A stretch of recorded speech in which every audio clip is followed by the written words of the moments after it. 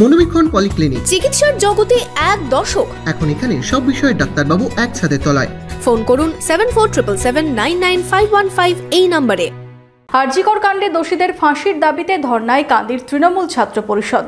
শুক্রবার ছাত্র পরিষদের পাশাপাশি উপস্থিত ছিলেন তৃণমূলের শীর্ষ নেতৃত্বরাও।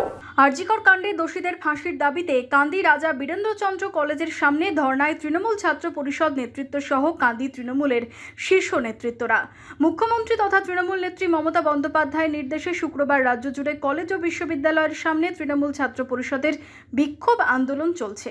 এদিন দুপুরে কান্দির বিভিন্ন কলেজের গেটের সামনে বিক্ষোভে সামিল হন তৃণমূল ছাত্র পরিষদের সদস্যরা।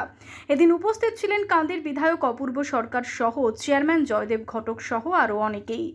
8ই আগস্ট রাত্রিবেলায় একটা আরজিকর হসপিটালে আমাদের বাড়ির মেয়ে ধর্ষণ হয়েছিল। দীর্ঘ 22 দিন আজকে তার পা দিয়েছে। রাজ্য সরকারের পক্ষ থেকে দুদিনের মধ্যেই মমতা বন্দ্যোপাধ্যায়ের নেতৃত্বে সাসপেক্ট লোককে ধরা হয়, কিন্তু তারপর হাইকোর্টের নির্দেশে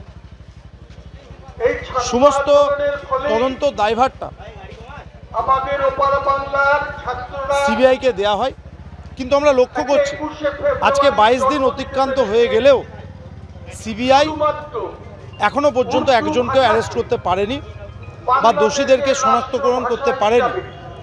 আমাদের নেত্রী প্রথম দিনই বলেছিল যে যারা দোষী ব্যক্তি এই কেসে তাদেরকে ছাড়া হবে না।